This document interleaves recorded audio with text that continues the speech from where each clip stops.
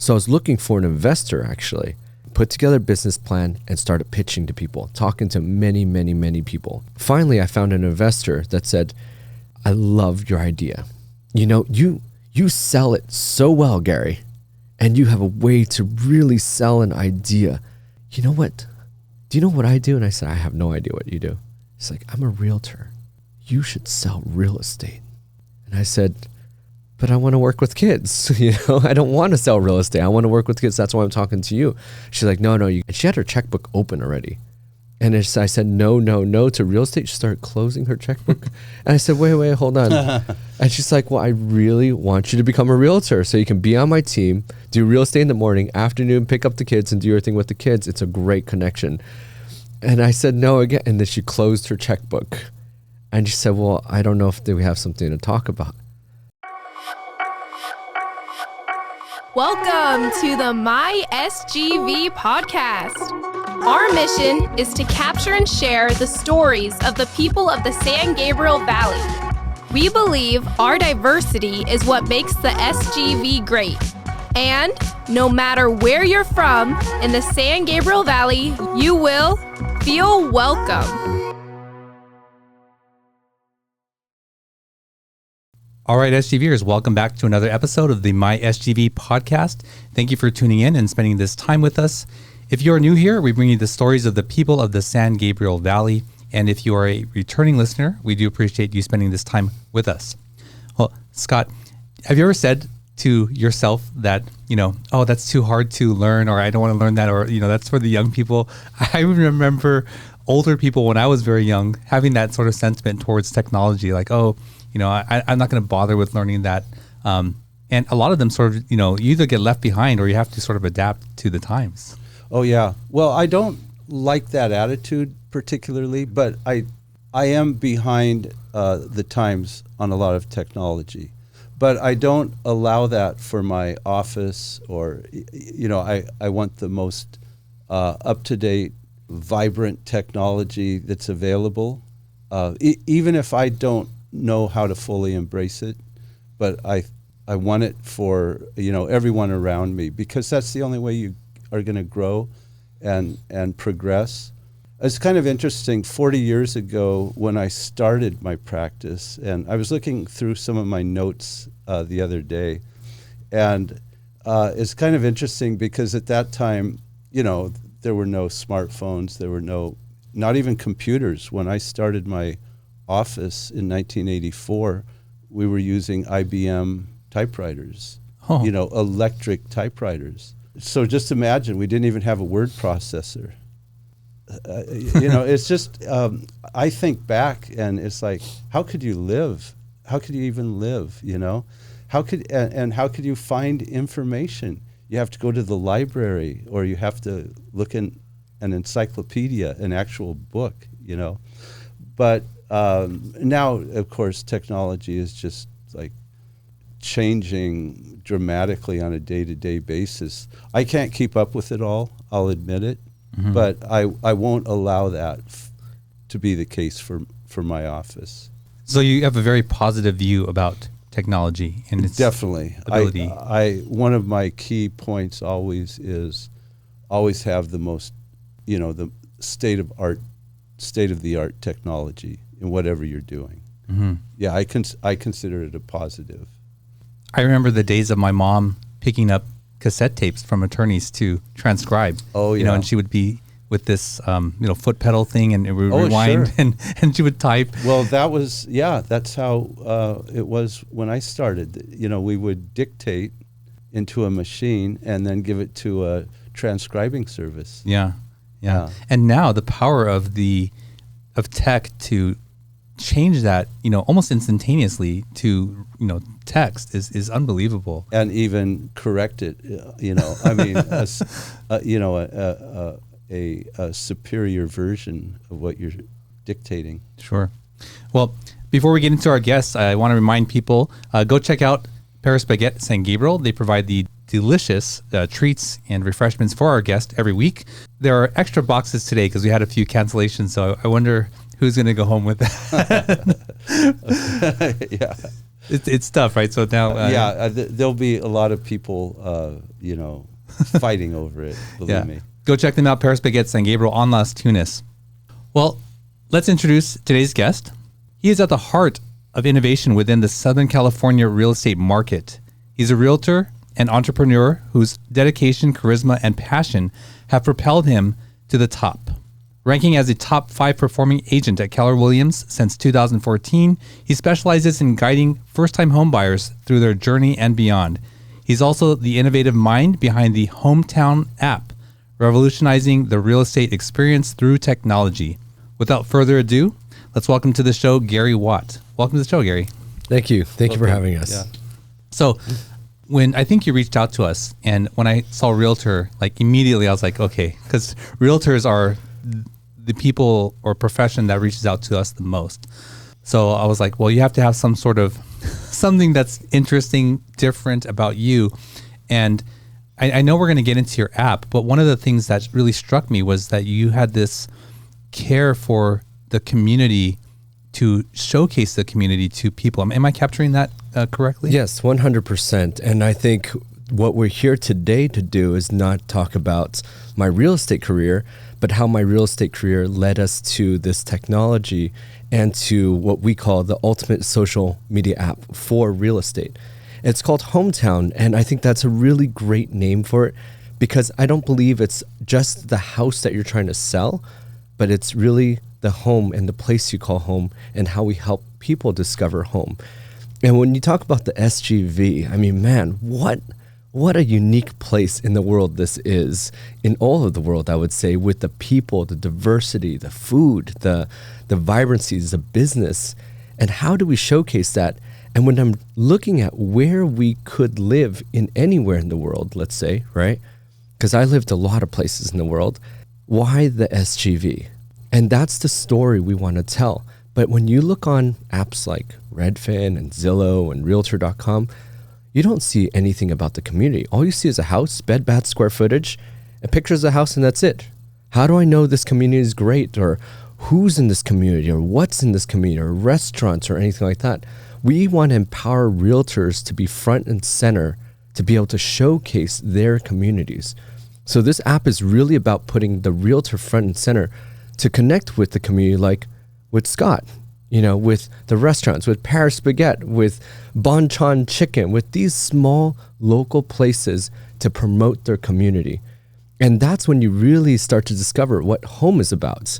And that's where I really feel like the innovation is, because I bought a house in Texas, in San Antonio, and I had no idea what I was buying, what's around there, and what was really poignant to that community. Yeah. There's a lot to dig into there, but let's start from the beginning, Gary. What is your connection to the San Gabriel Valley? So I was born and raised in San Gabriel Valley. I went to San Gabriel Christian School for my elementary and junior high school. Then I went to Arcadia High, stayed there. My mom lives in San Gabriel. And also, I met Scott years and years ago through the San Gabriel Chamber of Commerce, where I first started my business as a tutoring business here in San Gabriel Valley, in San Gabriel. And I met Scott and all the great things that he's doing. And now I've been a board member at the San Gabriel Chamber of Commerce for about 4 years now, still continuing to do what we believe in, what at Hommtown, and what we believe when we're at the San Gabriel Chamber of Commerce is to support these local businesses and how we can elevate the local businesses around here. And I think that's really what our goal is for the app and for what we do at the Chamber of Commerce. I mean, Scott has done so much for our chamber and continues to support our chamber, and we're so grateful for that as a community as a whole. There's so many businesses that have really elevated themselves because of what you do in our community. Yeah, thank you. Well, it's interesting what you are trying to do, or what you are doing, which is use technology to bring a feeling of home to people. Is 100%. Is that what you're doing? Yep. Yeah. Yep. Through an app, you're sort of bringing this, just the feeling of the fireplace on, and just the comforts of home. Well, I would give you a good question. What's the best city to live in San Gabriel Valley? Wow. Well, I can tell you that's a loaded question. Yeah, right. Well, I mean, I'm I'm partial to Pasadena. There you go, right? Yeah. I think that question goes different for a lot of different people, right? And I think that's the beauty of it, because each city has its unique aspects of what they are. I mean, you might say Pasadena, but there's no public schools that are ranked as high as, let's say, San Marino. But Right. San Marino starts at $2 million. So not everyone has $2 million in their pocket. So what's my best value for the schools for families? Or maybe I don't need schools. I can be in a different location and live in a more vibrant or young place where schools are not an issue. There's a lot of different factors, but where do you find that on the internet? It's scattered everywhere, right? You just Google it and there's thousands of pages, if not millions of pages on YouTube, on websites that does that. How do I really get that information in one place? Yeah. Who are you dealing with generally? Are you dealing with out of town? Are you dealing with locals who, want to make a move to another location maybe? We're dealing with everybody. So we're not just dealing with the people looking to move into San Gabriel Valley or Huntington Beach or anything else. We're looking for realtors and empowering realtors to showcase their communities, just like you guys are doing with San Gabriel Valley. And that's why when I saw your podcast, I was inspired and I said, we gotta find a way to connect, because this is exactly what we're doing. We're promoting the community through the realtors telling stories about their communities. So what we want to really do is empower the realtors and let them show the story to anybody that is looking to move into the San Gabriel Valley or whatever community, wherever their hometown is. That's really a fascinating way to introduce them to the community rather than just, take a look at the house. Gary, I'm interested in sort of the path that your life has taken to lead you to, care so much about your community.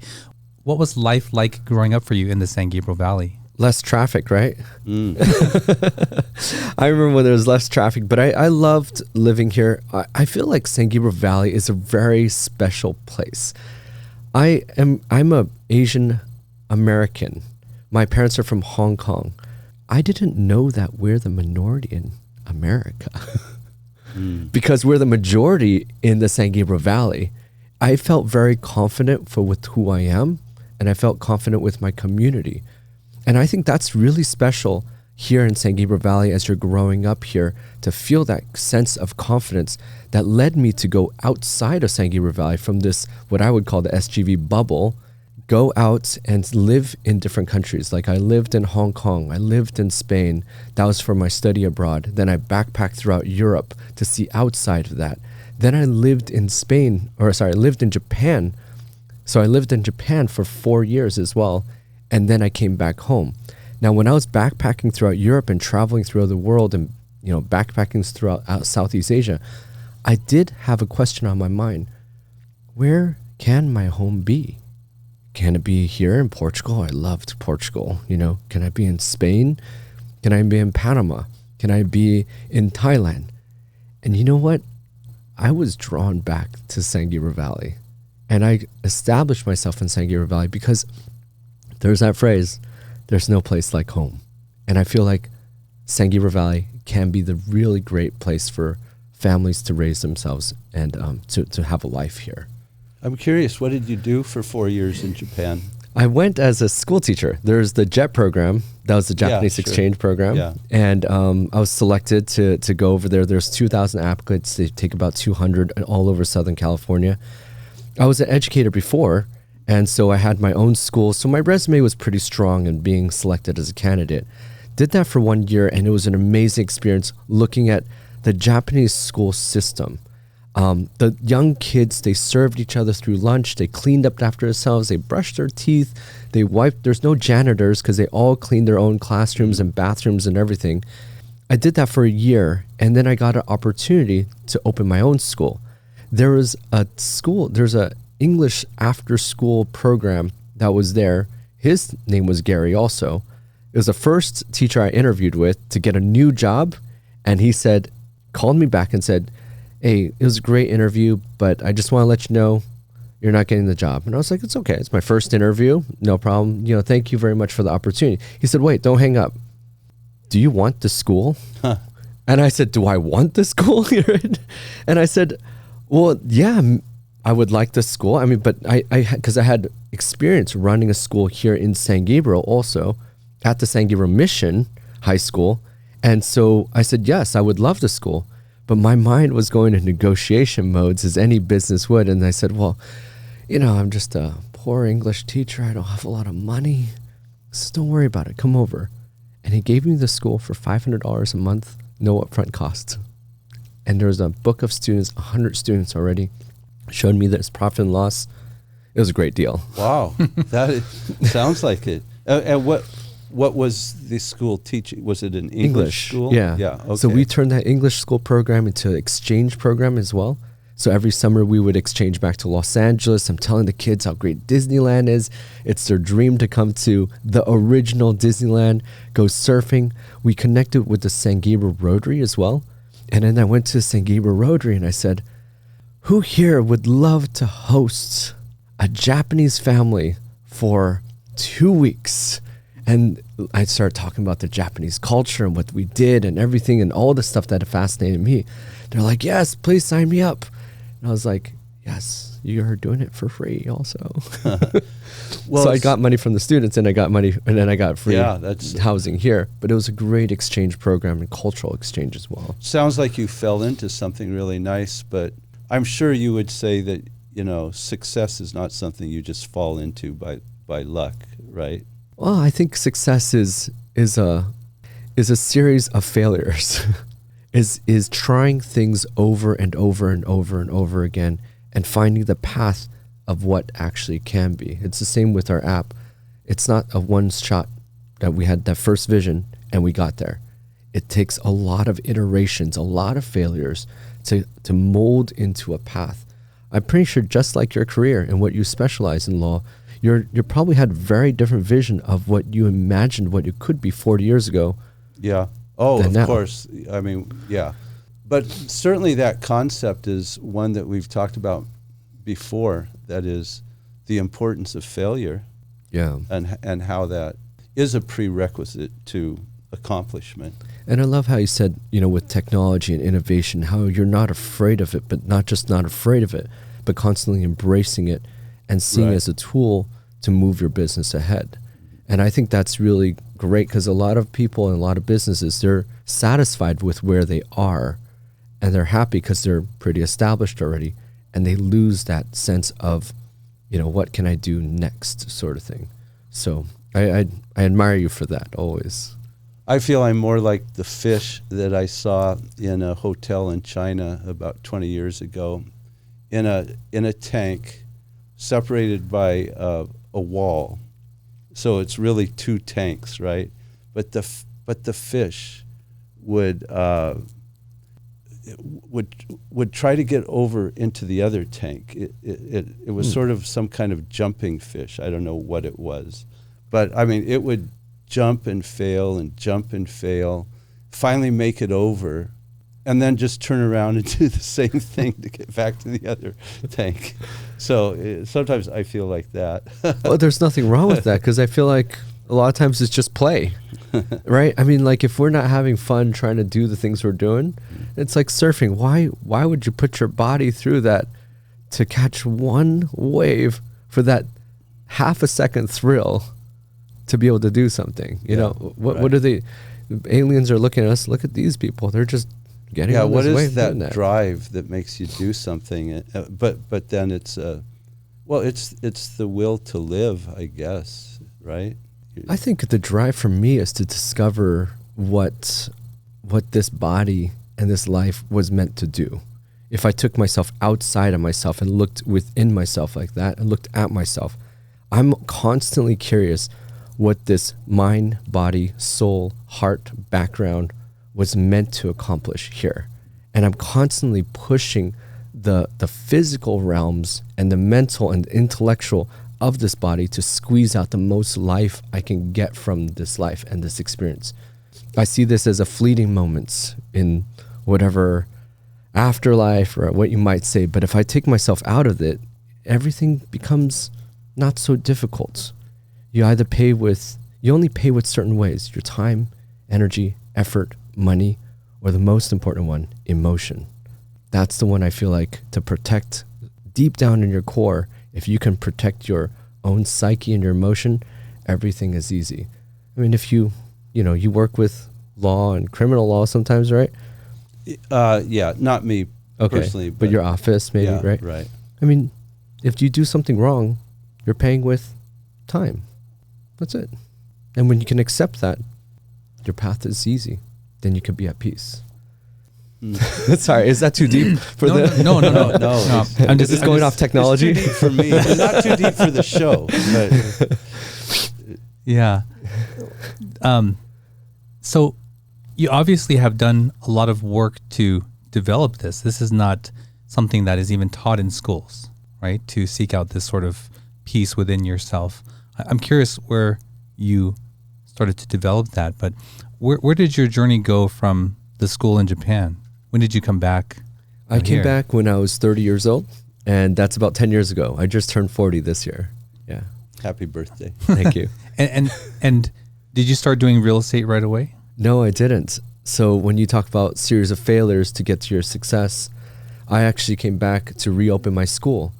But I knew that by opening school, so at this point, I've been opening schools for maybe 10 years at this point now, because I started when I was 16, 17 with the church, doing their program and then starting my own program and then doing a program in Japan. Then coming back, I said I needed some sort of capital.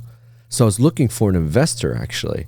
So I put together a business plan and started pitching to people, talking to many, many, many people, you know. Finally, I found an investor that said, I love your idea. You know, you sell it so well, Gary, and you have a way to really sell an idea. You know what? Do you know what I do? And I said, I have no idea what you do. He's like, I'm a realtor. You should sell real estate. And I said, but I want to work with kids. You know, I don't want to sell real estate. I want to work with kids. That's why I'm talking to you. She's like, no, you got to work with kids. And I said, no, I want to work. And she had her checkbook open already. And I said, no to real estate. She started closing her checkbook. And I said, wait, hold on. And she's like, well, I really want you to become a realtor so you can be on my team, do real estate in the morning, afternoon, pick up the kids and do everything with the kids. It's a great connection. And I said, no again. And then she closed her checkbook. And she said, well, I don't know if we have something to talk about. Send me the website to get my real estate license. So I did. And then I got my real estate license, sold 5 homes the first year, 10 homes the next year, 15. I averaged about 15, 20. It's too much work and money where it changed my whole career within 1 year, you know. Wow. So that's how I became a realtor 10 years ago. This lady forced you into it. Yeah. Well, she didn't force me. She incentivized me without checkbook or no checkbook. You know? Yeah. So then she ended up writing the check and you still did that? And how did that go? It went well because a lot of, you know, when you get into a new profession, it's always hard, especially real estate. You don't have income when you first start out. In fact, I didn't get my first paycheck till 9 months later. And this subsidized my paycheck, where I was teaching kids still. I was reaching out to the community. I was talking to parents. I had a real goal of reaching out to the community as a whole. And that's where I got involved with the San Gabriel Chamber of Commerce to restart and to connect with the community that way. And Sandy Roscoe with the San Gabriel Chamber of Commerce really helped my business grow with the education side. But then with the real estate side, really started growing as well. So are you still involved with your schools then? No. Oh, okay. The school in Japan, my ex-girlfriend has, but I don't know if we want to talk about that. Mm-hmm. Well, we do. I don't know if you want. Right. You mentioned, or we mentioned failures as a way to grow. What were some of the more challenging times with your schools? My wife still talks about this sometimes, where she goes, especially in the beginning, she talks about, me coming back from Japan to start the school. And she was like, I didn't see you when I first started dating. I didn't see you as this serious guy that really was focused on his work. I saw you as, just some playboy, just running around, surfer boy, really nonchalant, doing all this stuff, running around. And I didn't really take you seriously. And I was like, that was the image. Well, maybe I portray that image, but I work hard. And I still do. On average, I work 10 to 12, 14 hours a day now. And 7 days a week. I don't stop, I'll take one day off maybe every 2 weeks. and then I keep working. That one day off, I just sleep the whole day. But I think it takes a lot of hard work and a lot of failures. I think one failure always leads to something else. I wouldn't say another success. It could be another failure. But failure in the school led me to this real estate career. That was a very thriving career for me also. And that really changed my life, my income, my life, my perspective, my focus, everything about my business. It really changed. So I think failure in my school allowed me to grow beyond that and really try to discover another part of me and what I'm capable of. What was that failure? It was the school shut down. Oh, the school shut down. Yeah. So like just no more. After 1 year, we didn't have the school anymore, and I owed that lady some money now. Oh. So I had to pay her back also. Oh, okay. Yeah. What do you attribute that to? Like the change in market, or like was it your passion had changed, or what do you attribute that to? I think it was different variety of things. There's two things that I was trying to do with the school that I didn't do with the other school before. The school that I had before, when I started that at 20 years old, that was a very focused program, and it was a very different time where I was able to charge students $3,000 a month for one student. I had one student doing that, and that was when I was 20 years old. That was 20 years ago. Parents were paying $3,000 a month. One student became 2 students, became 5 students, became 15, became 20, and I'm 20 years old at this point, right? So I'm making pretty good money at this point, right? And you're making, clear over $200,000 at 20 years old, 20 years ago. That's not bad. That's not bad today, in today's money also. But that wasn't bad at that point also. I'm hiring teachers, everything like that. And I try to replicate that. But one problem with that program was that it required a lot of individual focus. What I was trying to do more is to scale it on a different scale now. To have 100 students, to have 200 students, 400 students, something like that. To build franchises out.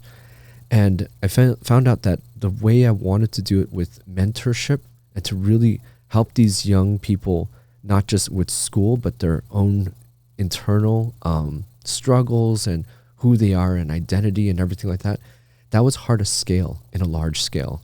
And so that's where I attribute, not that it can't be done, but I don't think I was prepared for that kind of work and that kind of scale also. I see. Yeah. You had this really deep insight earlier, and I was saying that doesn't come, just naturally to most people.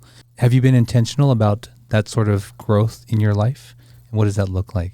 Yeah, you asked that question earlier, and I thought that was pretty interesting because I wonder what it is. And, I was raised in San Gabriel Christian School and with a really strong background in Christianity. And I really attribute that to my mom. Really, we didn't grow up with a lot of money. We didn't have a lot of money growing up. You just said you had like $600,000 at age 20. That was I'm just joking. That's not growing up. That was grown up already, Yeah. And then I gave it all up for Japan, remember, to take a $35,000 job. Yeah. So that was a really big decision also, where I had to give up that $200,000 for a $35,000 job. And I was like, are you going to do this, Gary? Are you not going to do it? What are you going to do? And it's like, easy decision. You can always make money, but you never can get your youth back and the time of your youth. And I thought, if I could have that youth still at 26 years old going to Japan and explore the world still, I can't do that now when I'm 40. I have a wife. I'm not going to tell my wife I'm going to go to Japan and meet some Japanese girls and hang out and stuff like that. I can't do that now, right? But I could do that at that point, And so I thought it's an easy decision for me. The insights, where does that come from? I think with growing up at San Gabriel Christian School, having really great teachers, mentors, my pastor's wife, my mom, really, really putting me into the Word of God, I think that always challenged me to look inward, what my relationship is with myself and with my Maker also. And I think that's really important when people look into that. And I know Christianity is not so popular all the time nowadays, but I still think it has a good way of guiding where people could be and should be in a way. And it's a good guide, I think. I also went through a lot of work with Tony Robbins. I remember my first seminar, $250, it was a deal to get in because it's usually $1,000, right?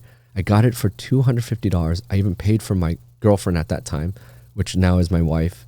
and went to Tony Robbins, and he said, there are 7 seminars you can sign up for. You should sign up right now. If you get it, you get a discount. And I told her, I said, honey, I want to do this. And she goes, are you sure? It's $20,000. And I'm like, yes, I want to do it. And she's like, well, it's your money. And we're just dating at that point. So you do whatever you want with your money, right? Signed up for all of it and then just went through all of it within the last next 3, 4, 5 years. Yeah. So over a period of years, huh? Yeah.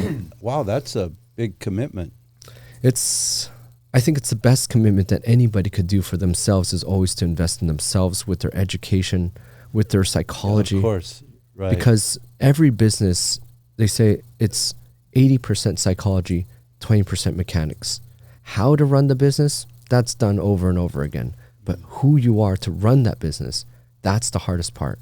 And that, for you, being in the industry for 40 years, what grit and changes, failures, success that you had to go through, I'm curious about those stories a lot of times. Yeah.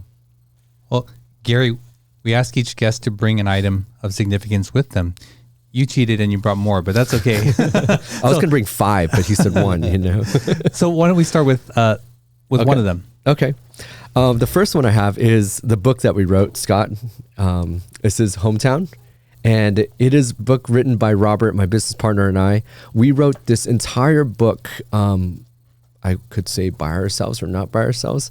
And it's a tribute to what we did, how we did it, and why we did it. Why we did this. So why you developed the app. Yes, why our journey of developing the app. I love the first chapter where we put the power of proximity. And Robert is my next door neighbor. And when I say next door neighbor, like here to the next wall, he's right across the hall from me. So we started this project Hommtown in 2020 when there was some big world event that kept us in our houses. Mm-hmm. So I would just knock on his door and say, hey, what are you doing? And he said nothing. And we're brainstorming together. We're drinking a lot of beer and we're just thinking about ideas and trying to do something. This is a pandemic baby. And so what we did as we're going through this, and I want to give you this as a gift as well, our Hommtown book. Yeah, thank you. Yeah. There's 2 reasons for doing it. Marketing, number 1. And then number 2, we wanted to push ourselves to understand a new technology. We wrote this last year in July. So a really big event happened last year, and that was the dawn of AI. So we pushed ourselves when everyone's just hearing news about AI. We said, we're not just going to listen and research about it. We're going to do it. So we utilized ChatGPT, that version back then, to build this book. Now, it was not good. It was really terrible. It was really hard, and we had to figure out a way to do it. But by utilizing with ChatGPT, what we were able to do was really craft our story in a way that organized our thoughts. If anything, ChatGPT allowed us to organize our thoughts. That's what it really allowed us to do. We read this book hundreds of times because we had to edit and re-edit and edit and re-edit, because it doesn't do that for you perfectly yet, you know.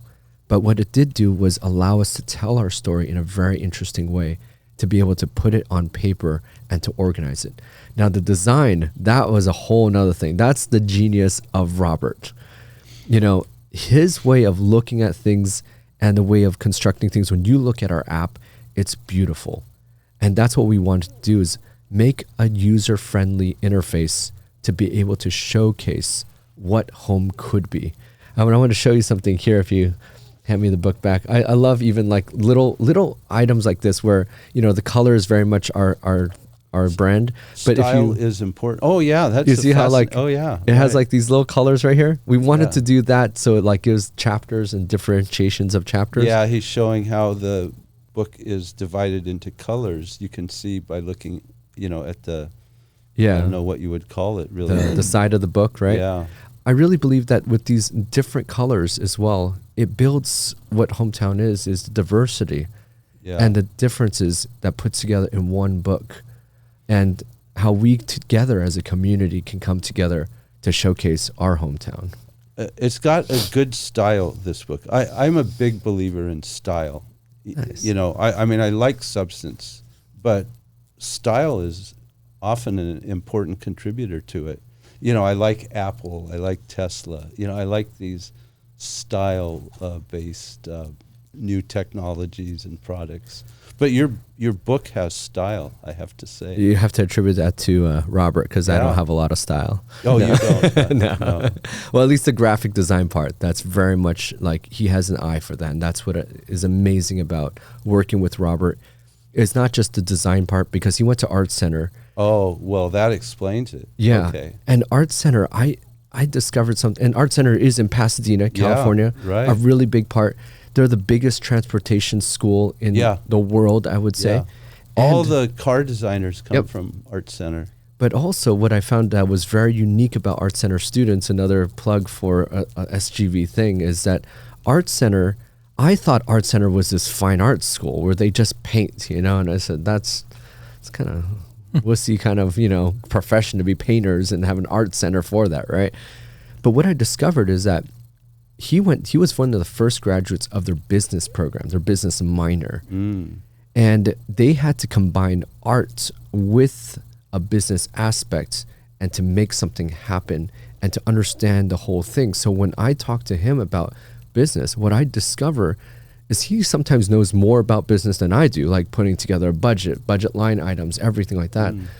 And coupled with the Art Center students' work ethic, they have deadlines for these things that they have to handcraft for their product. So if they had to make something like this and there are no printers to do it for them, they would have to handcraft one particular book just to make it their prototype or the prototype for the car or any board. I've seen board games and everything like that. So Yeah, and I have a fascinating. friend who just graduated, or his son graduated just last year from Art Center, and they had their own, when they graduated, they had their own I don't Grad even show. know how, It's the grad show. The grad show. Amazing. They have it was at the convention center, Yes, I think. at Yeah. Pasadena Convention Center. Yeah, like each person had their own pod, I guess, and they had to have a product or a design or a.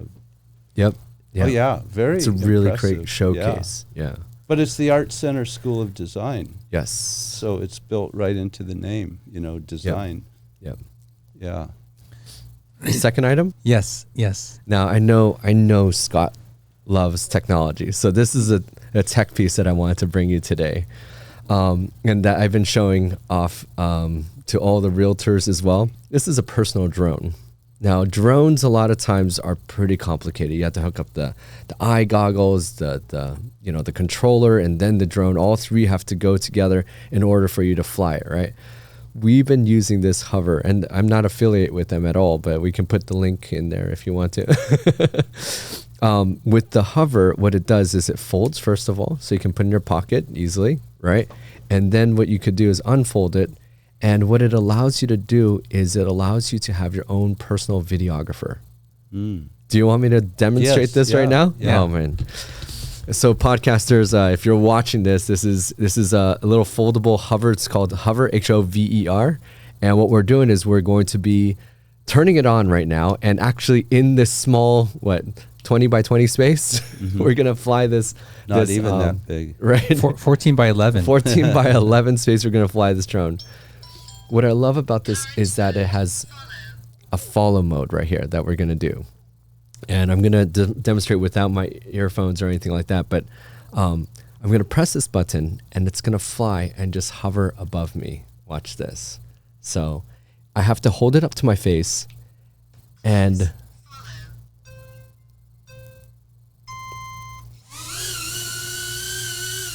now it's tracked on my face now. And I'm going to get off the mic, but show you what this does.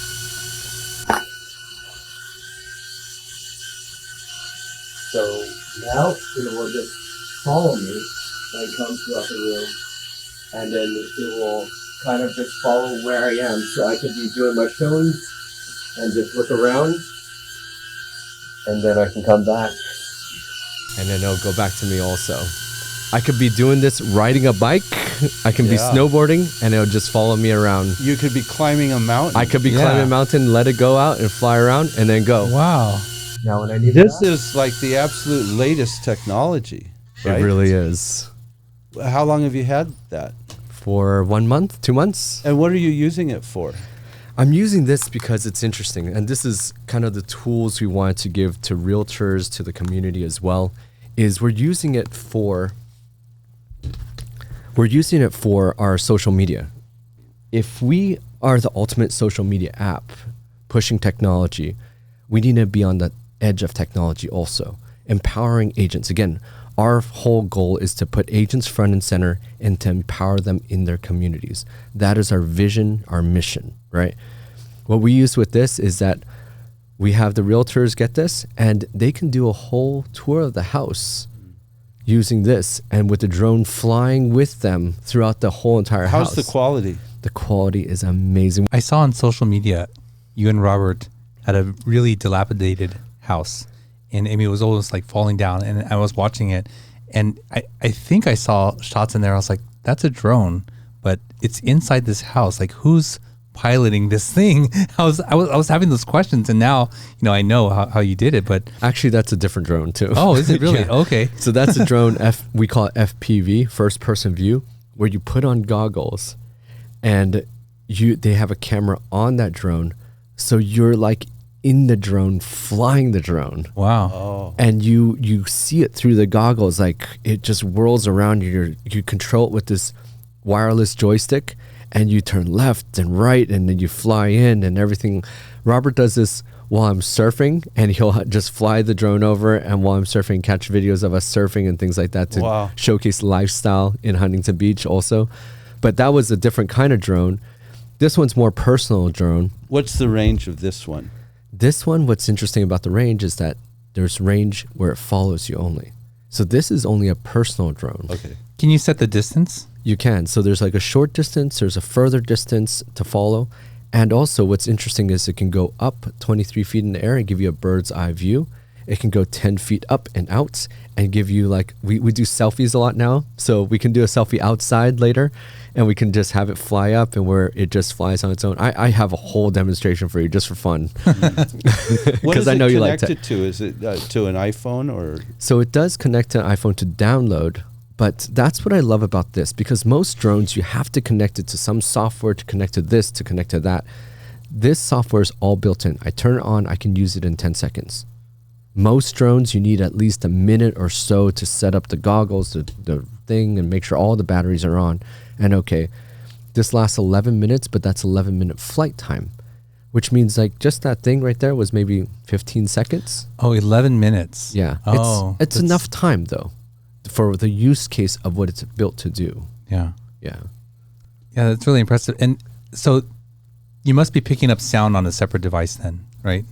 That's the power of AI. So what it does actually, it does have an audio recording also. What it does is it takes out that frequency of that whirling sound and picks up your frequency and voices, and it enhances those voices. Wow. And it drowns those out.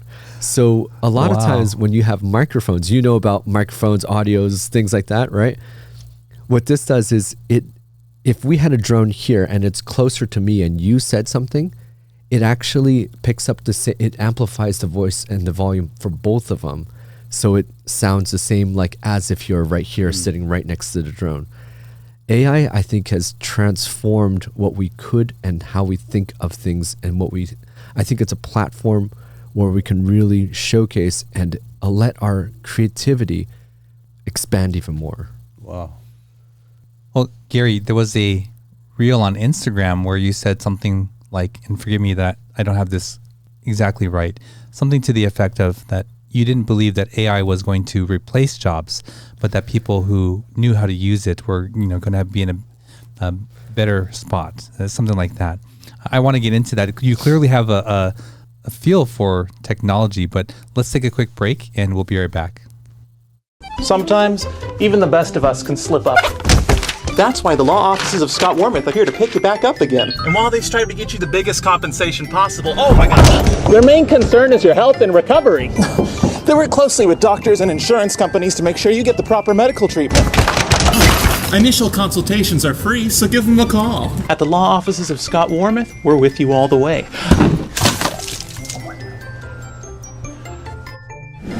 I'm Scott Warmoth. We've been fighting for your rights for more than 40 years. All right, we're back with Gary.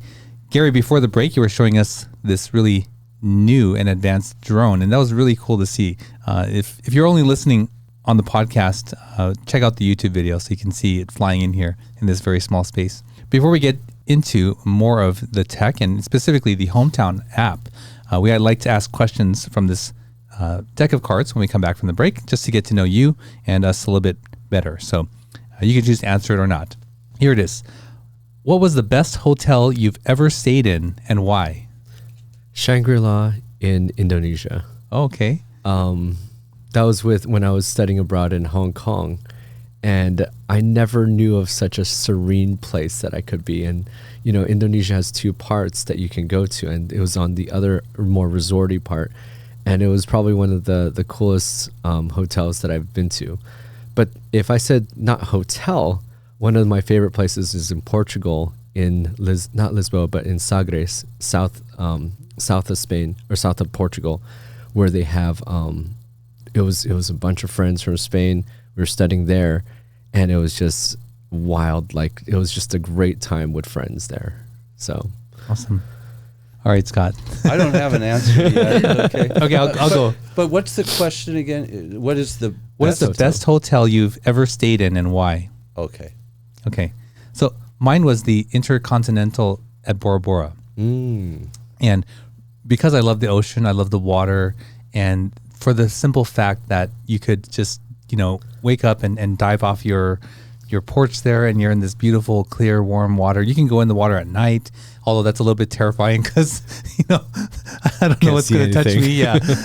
And I could see there was a glass, floor under the coffee table, and just being so close to the water, I really, specifically the ocean, I really love that. Yeah. You have to come surfing with me one day. I'm gonna do a podcast and drag you onto the water, Surfing here is actually very cold. I'm okay with the cold though, but yeah, it's people who are not from California don't realize how cold the water is. Freezing. You have to wear a wetsuit all year long if you're surfing. Okay. Yeah. That shouldn't deter you though. No. Boy, I can't match those. The Sheraton in San Gabriel. Yeah, that's right. That's my level. Yeah. Boy, you guys stay at some really posh places, don't you? I will say, when I was a boy, and we went to Vancouver, Canada, and we stayed at the Bayshore Inn. So that was the best hotel I ever stayed at, because it was just so much fun, and I have never forgotten that trip, and it's right. If you've ever been to Vancouver, it's just, a beautiful city, and the mountains surround it, and there's a bay, and this hotel is right there on the bay, and it was the best because it was such a great family vacation, for an 8-year-old. I think the best is not necessarily the most fancy or That's whatever. right, yeah. It's the experience that you had. Whenever I get this question about what's your favorite country, people take like a minute or two because they want to craft their answer. And I say, no, tell me that one that's on your mind right now, because that experience was something that stood out to them. What's your favorite country? Japan. I lived there for 4 years, and it was just, living there. I have people visiting. I have a friend that visits Japan like 3 times a year. Yeah. And they're just obsessed, and I'm like, imagine living, and I enjoyed every moment I was in Japan. Yeah, a lot of people have that reaction as well. Yeah. Well, if you're listening or if you're watching online, what's the best hotel you've ever stayed in? Let us know in the comments, and we'll be sure to share it in a future episode. So, Gary, you obviously are very much on top of tech, and so you've built this app, Hommtown app. Tell us more about that. Well, so I was mentioning, that's why I really want to connect with you guys here at my SGV podcast, is because I really feel like it starts with a vision, right? Everything you do should have a goal in what you're trying to accomplish. And what the goal that we're trying to do is elevate the agents especially with this huge National Association of Realtors lawsuit, 418 million, talking about commissions. A lot of realtors are scared about what they can or should be doing. What Hommtown does is elevate the agents, put them front and center, when all the other apps like Zillow, Redfin, Realtor.com, they're trying to take them out of the picture. What we want to do is put agents front and center. Now with the MLS, it's against MLS rules to put your branding, your face, your image, your company logo, anything on the house photos, which I think is okay. I think it's great because that maintains the purity of the MLS. You're just talking about houses. But how are agents supposed to market themselves? So what they do is they go on YouTube, they go on their podcast, they go on Instagram, they go on TikTok, they go on all these platforms. But are buyers going on TikTok to look for houses and realtors? They're not. They're going on Redfin, Zillow, all these other sites. Why? Because it has the MLS there, right? It has the homes there. So I wouldn't go to Instagram to look for homes because there's no homes, there's realtors, but I'm not looking for a realtor, I'm looking for a home. The whole concept is, what if we put those two things together now? So when I'm searching San Gabriel, I get pictures of the houses, and when I click on a house, I get the agent telling me about the house. But not just about the house in San Gabriel. They're like, do you know, I'm meeting up with Scott Wormuth today. He has his office in San Gabriel for the last 40 years, and we're talking about how he has helped this community here in San Gabriel. Whenever you need help with law or anything with lawyers, Scott is the guy to go to. Imagine how powerful a platform that could be. If you only speak Chinese, they have a full-on Chinese staff to help you and lawyers to help you also. So you can do that. What we want to really do is, what my life mission also is to express and to see who and each individual is also. Every realtor is different, as is every person, every lawyer, right? Everybody has their specialty. One person could say, oh, you know, this is a house, or, you know, on Instagram, social media, the pretty girls always get the most attention, right? But if I got that pretty girl as my realtor in San Antonio, my wife is like, nope, that's not your realtor. You're choosing the other realtor. You know, this is pretty, she's too pretty. You're not going to spend hours at a time and fly over there with her and go to these empty houses and look at these homes, you know? What we want to do is really showcase a realtor. But then it's like, okay, what if you're just a realtor that you're showcasing this one house and you only spoke Chinese? You're targeting a different audience. Or you spoke in Hindi or Spanish, or your specialty was remodeling and said, hey, I'm a realtor, but I used to be a contractor. I want to show you this house, but I want to show you everything you could do with this house also. And it really empowers the realtor to showcase who they are. Whereas social media is meant for entertainment, Hommtown is meant to help you discover home. Yeah, boy, that's a fascinating, very innovative idea, I would think. I mean, do you see that being developed elsewhere? No, we did so many studies before we even started, and that's one of the things with partnering with Robert is making sure that we had a strategic position, first of all. We did a whole strategic map on where all the apps are, what all the programs, not just apps, but websites, companies, everybody that was doing something in real estate. And what we're looking for is what they call the blue ocean, something that hasn't been done. And what's interesting is that we had to get the permission of the MLS, the CRMLS, in order to get their feed, right? And when we pitched them the concept, they said, we love the concept, it looks good, but you're going to have to talk to our lawyers. And we're like, why? It's never been done before. And then so we talked to the lawyer next meeting, and the lawyer's like, it hasn't been done before. So we have to talk to the general counsel to almost shift and change the rules in order to allow for something like this to happen. But then we're trying to, again, failure, right? We had to wiggle around and find a way to appease the rules in order to make this a reality. And that's part of the failure. We could just stop there and said, the MLS is not letting us do this. Okay, let's just quit and be done with this, you know. But we had to find a way to make it work. Wow, you're a trailblazer. We're trying to do something. I don't think it's necessarily like saying that we're trailblazers or anything. Although what we're trying to do is find tools for realtors or any industry to be able to innovate, to find a need and fill it. So as far as the MLS, have you had to go to each local MLS throughout the country? So we got the California Regional Multiple Listing Service now, which covers all of California. There's a lot of different MLSs within California, Yeah. but they're at least tied into the California Regional MLS, which is good. Okay. But our next step as for expansion and growth, which we're looking for investors for, Scott, is to continue to grow. Because this is going to take money to sign up for all the MLSs, number one, right? But also, it's just me and Robert right now. We're looking for a tech guy, which we do have several tech guys. In fact, we have the co-founder of Tinder that is advising us as well. Wow. And that wasn't through a Tinder event or anything like Yeah, that. right. And it was really through, he walked into my open house. And I asked him, what do you do? And he said, well, I'm in tech. And I'm like, oh, I'm in tech. What kind of tech are you in? And he said, well, I build apps. I'm like, I'm building an app too. And I got so excited because I don't meet people that build apps all day. So I took out my app and I'm showing him and I'm like, this is how it works and everything. And he's like, oh, it's pretty cute, you know?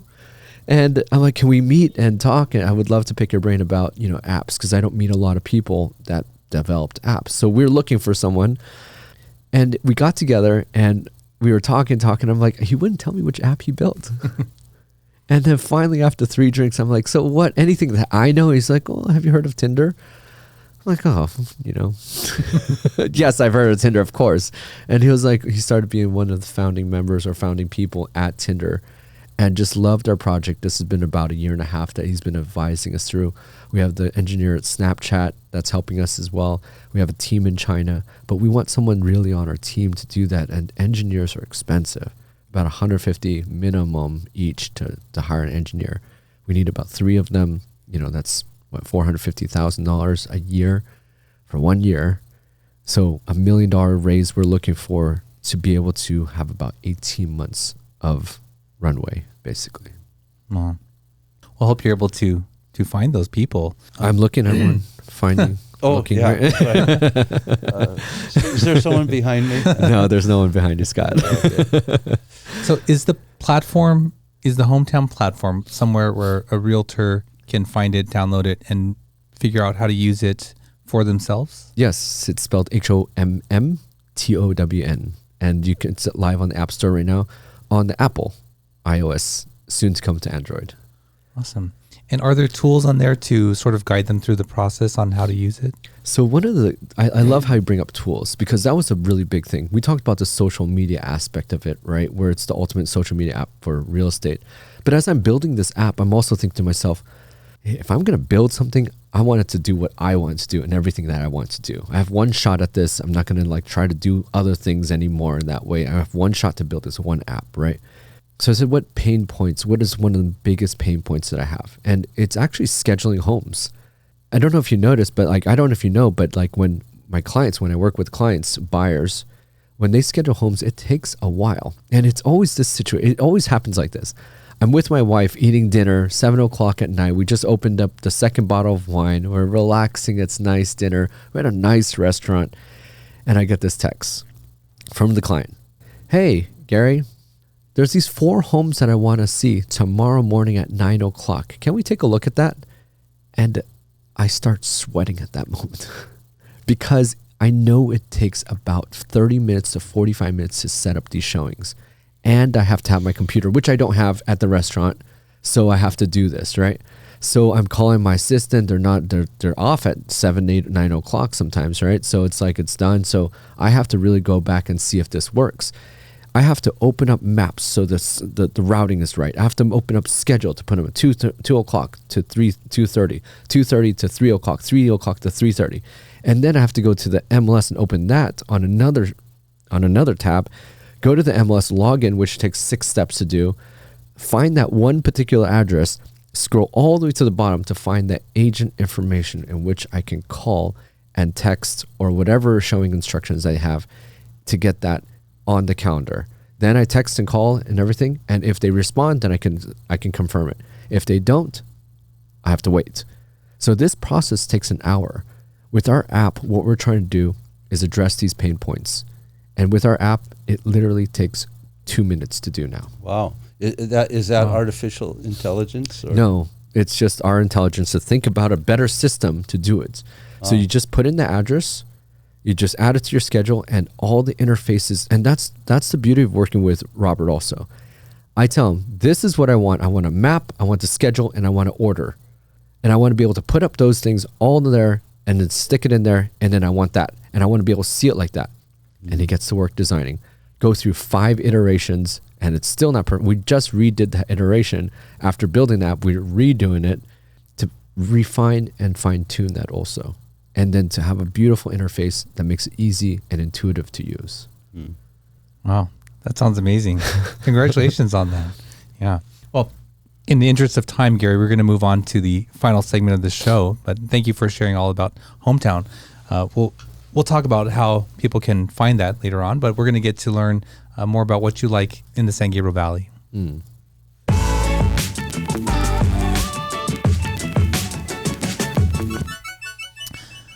So, Gary, this is what we call the SGV3. We ask you to share your 3 favorite or most memorable places or experiences in the San Gabriel Valley. So, what is number 1? I think from our interview, I always say that the whole San Gabriel Valley, especially from traveling so much, I love just being in the San Gabriel Valley in general, and I really feel like it's home. It's a place where people can call home. The first place I'm going to introduce, I don't think a lot of people know about it, and I don't even know if I should talk about it because it's kind of a hidden secret sort of thing, but it's the Langham Hotel. But it's not just the Langham Hotel, but it's the spa at the Langham Hotel. And it's not just a spa, but it's the membership that you can get at the spa at the Langham Hotel. So they have a membership for the spa. So I don't go to Equinox or 24-hour fitness or anything like that. I go to the spa at the Langham. They have a workout center. They have a hot tub spa environment that you can go every single day if you wanted to. And they also have their pool that I can swim in anytime also. So I'm a swimmer. That's my only workout I do. I don't lift weights. I don't run. I don't do anything. Well, I run sometimes, but mostly I swim. I love swimming. I love the water, And so having a pool like the Langham at a 5-star hotel, that's unbeatable gym. That's right. Nobody has ever mentioned that. And it is one of the premier locations in Pasadena and in the San Gabriel Valley. It's the best hotel in San Gabriel Valley, I would say. And it's funny. It has never been mentioned on this show. As far as I can remember, never. No, it hasn't. It was reflagged as the Langham, but it was originally the Ritz-Carlton, I believe. What was the Huntington at first. Also Huntington Hotel. What I remember in 2008, a Chinese company took over the spa, and it was a concept from China that came over. And I think they may still be that, but I'm not sure. The name of the spa is Chuan, like Chaun. So their other locations are in China. Oh, I didn't know that. Yeah. Oh, okay. Yeah. Oh, really? Awesome. So that's that. I really love the Langham Spa, and I think that there's a membership and there's an initiation fee. I won't say the prices because you can research yourself. I think they change also, so it becomes somewhat of a private membership where you have initiation fees like a yacht club or anything like that. So that's what they have. Yeah. And that hotel is kind of hidden, right? Like it's not. It's right in the middle of a residential area. Some of the most expensive houses in the San Gabriel Valley are in that area also. Sure.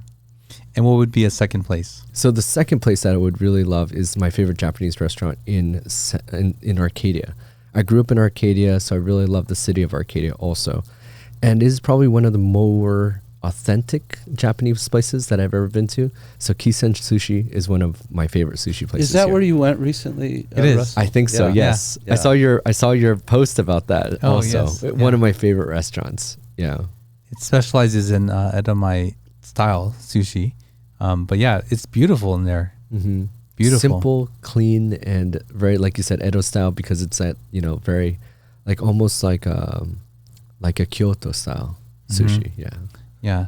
Not a whole bunch of like fancy rolls and stuff, but I was really struck by the design in there. I'm assuming it's Japanese maple because the only other color that it would be is like pine, and I don't think they use pine in there. Yeah. But it's just beautiful. The bar is beautifully laid out, the lighting, and there's a distinct separation between the bar and the seated area. But yeah. I was jealous when I saw his posts, Oh, and yeah. I said, "Oh man, he probably ate for free there." And it's like I was jealous when I saw that post. He didn't eat for free. I can show you the expense account. Oh yeah, well, Okay. he ate for free and expensed it on Scott, right? And what would be a third place? The third place really strikes close to my heart. Again, it's in Arcadia. I grew up in Arcadia, and it's the racetrack. I think that racetrack a lot of times is overlooked because it's a place where you gamble on horses, right? And it's really not necessarily that. Every time I've been to the racetrack gambling on horses, I might gamble $5, put $2 on a horse and watch them run around and do things like that. But it's a really family-friendly place. You can take the whole family. You can go to the paddock and watch the horses. But I also had clients that had horses there, which was beautiful because you can go to the paddock and in the middle with the paddock with the owners and really experience what that horse life is. And that's inspired me really to want to start riding and play polo, actually. So wow. that's going to be my next goal hobby that I want to get into. That requires a lot of money also. But that's something, that's an aspiration that I would love. Where do they play polo? There's several polo fields. There's one in Will Rogers in the Palisades area, and then there's Coachella, which is a big polo field. There's one in the OC. There's a lot of horse stables and schools in Silmer, which is up to 210, so not too far away. But I was introduced to polo, or the love of wanting to go into polo, through Tony Robbins, and he's like, it's like a sport like no other. It's man and beast collaborating in a game to play together for fun. Wow, that's interesting. And you have to work with this animal, and they probably have more experience than you do, chasing this ball, positioning it in the right way, and they know that ball needs to go at the end of the post better than you do, probably. Wow, so these horses are special polo horses. Yes, they're a little smaller typically, not like race horses, which are very big and massive. They're more agile, so they're stopping, they're going, they're following a ball. They know how to follow a ball, and then they go from there. So imagine a sport where you had to participate with a beautiful, majestic animal like a horse, and you're playing this game together. Want to go, Scott? Yeah, wow. Got to get my mallet. Yeah. Is that what they call it? I think so, yeah. Are you a horse rider? Do you No, ride I'm not horses? at all. But I'm comfortable on a horse. I've been on horses, and everyone asks, "Do you ride?" I'm like, "Nope, I don't ride." But I have I this always aspiration. think of like James Bond, or that kind of world. Yeah. where they would be gambling in Monte Carlo and Riding at horses, the polo right? fields. Yeah. Well, Gary, thank you for sharing those with us and our audience. The Hommtown app, you said it's on Apple, or you can download At it? the Apple iOS store, and And- you can download it. HOMM, 2 M's, TOWN. And how else can people get in touch with you? We're on Instagram. I'm on Instagram at Gary Watts Homes. That's all my Instagram stuff. They say, is it a business or personal? It's a lot of everything. You'll see my dad cooking a lot on that, on my stories and everything. And then we also have the Hommtown app we have the Hommtown account for Instagram as well. That's HOMMTOWN. And we have a Hommtown.local, which I think is really interesting, which I would love to get your office on it as well. We would do a podcast, and we would put that on there as well to really showcase, what it's like to be in the local community here. We do a lot of food places because it's fun and I can eat something, and I love eating. But we would love to do a lawyer also and interview a lawyer as well. Oh yeah. Thank you. Awesome. Well, Gary, thank you so much for coming on the show and sharing your story with us. Thank you for having me. Really, really had a great time. Likewise. Well, there you go. There's the episode for this week. We hope you enjoyed that. I'm really fascinated by Gary's dedication to stay on top of and use technology and sort of share that with others so that others can benefit from what he's learned and build something. So specifically the real estate or the realtor community can sort of showcase themselves and the community around the homes that they're trying to sell. Well, if you like this kind of stuff, please consider subscribing. You can check out the full catalog of episodes on our website, mysgv.net. Don't forget, our website now has a shop where you can buy some SGV merch. And until next week, we'll see you then. Thank you for joining us on the My SGV podcast. Check out more of our content on our website, mysgv.net. This show was produced by Russell Mono and edited by Victoria Allers of Kind Monster Productions. If you'd like to join us next week as we capture and share more stories from our diverse community, feel welcome. Nice mother. No, kind mother.